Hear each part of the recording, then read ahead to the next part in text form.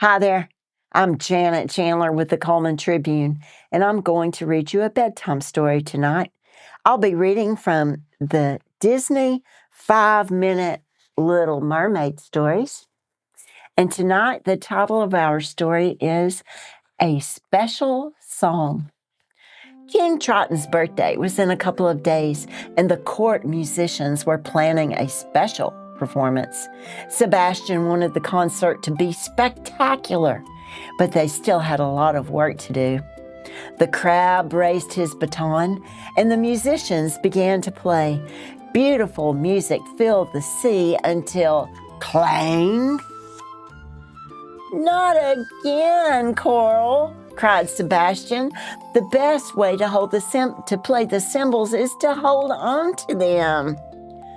"Sorry, sir," the young mermaid replied, her cheeks red with embarrassment. The rehearsal went from bad to worse. Coral kept missing her cues. She dropped her cymbal a second time. Clang!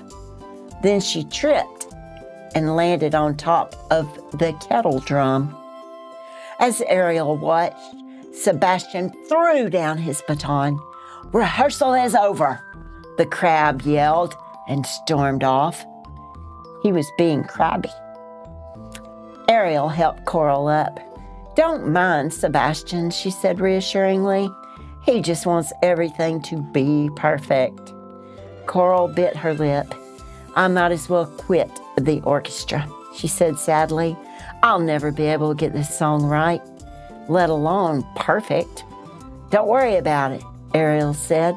"The only thing I'm perfect at is making Sebastian mad." You should have seen his face the last time I went to the surface. His eyes bulged right out of his head. "You've been to the surface?" Coral asked, amazed. Her face lit up with excitement. "Wow, you must be the bravest mermaid ever." Ariel laughed. "I don't know about brave," she said. "It's just something I like to do. I have a special place where I keep my collection of treasures. Would you like to see it?" "I'd love to," Coral exclaimed. The two mermaids swam to Ariel's grotto. "Make yourself at home," Ariel said to Coral when they arrived. Flounder, the fish, was there. He waved a fin at them.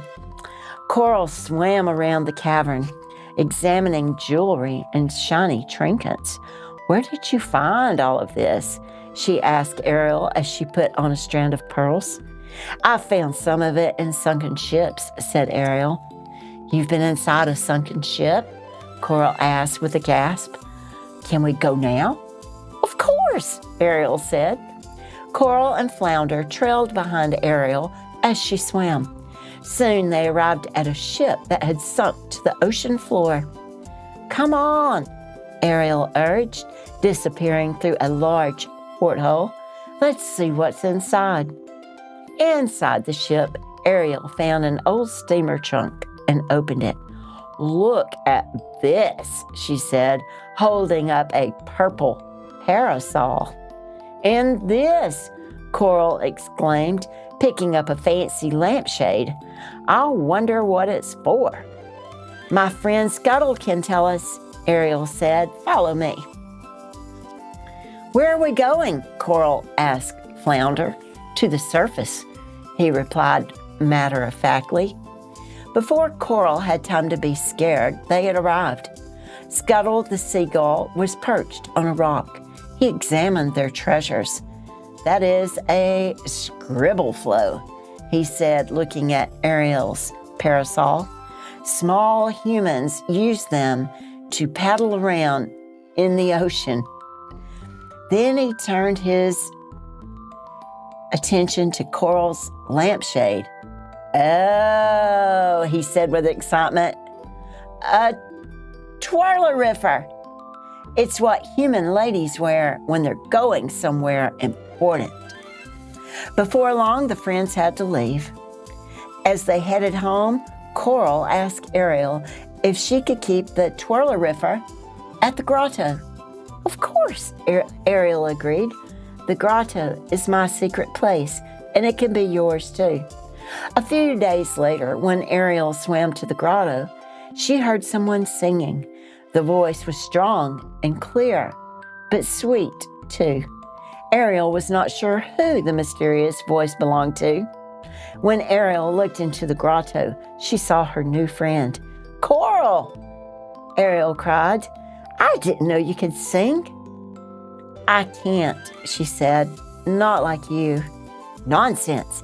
You have a lovely voice," Ariel declared. "You should be singing in the concert, not playing the cymbals. I'm sure we can find room for you." The little blonde mermaid shrugged. "I just like singing to myself," she explained. "I've never actually performed." The next day at rehearsal, Sebastian made Ariel and the orchestra practice over and over again, but something always seemed to go wrong. "The big day is tomorrow," the crab fretted. "This concert must be fit for a king. King Trot, be exact. Let's try it again." So they did, and the rehearsal went on and on. By the end of the afternoon, everyone was tired. See you tomorrow," Ariel said. Her voice was raspy. On the day of the concert, Ariel could only whisper. She had lost her voice. "It's my fault," Sebastian moaned. "Yesterday's rehearsal was too long. Now, who's going to sing the solo?" Ariel motioned to Coral. Sebastian asked the blonde mermaid to take Ariel's place. "Me?" Coral asked. "But I can't." "You must," Sebastian insisted. "Otherwise, King Triton's birthday celebration will be ruined." "You can do it," Flounder said. Coral thought about how she had visited a sunken ship and gone to the surface, things she had never thought she could do, all because of Ariel. Now her new friend was counting on her. "All right," Coral said slowly. "I'll do it." That night, when Coral peeked out from backstage, she almost fainted. The entire kingdom was there, including her parents and all 9 of her brothers and sisters. King Triton and Ariel sat in the royal box. When it was time, Coral took a deep breath and swam on stage. As the orchestra started playing, she sang softly. But as her confidence grew, Coral's voice got louder. Before she knew it, the concert was over and the audience began to clap and cheer. "Coral," said Sebastian, smiling broadly, "you can give away your cymbals. From now on, you're going to be a court singer." After the show, Ariel went backstage to congratulate her friend. She found Coral with her family. "I didn't know you could sing like that," one of Coral's sisters exclaimed. "No one would have ever known if it wasn't for Ariel," replied Coral. "She believed in me, and that helped me believe in myself." Ariel still couldn't speak, but she smiled at Coral and gave her a big hug. She was glad everything had worked out so well. It had been a wonderful evening. The end. I hope you have a good night and sweet dreams.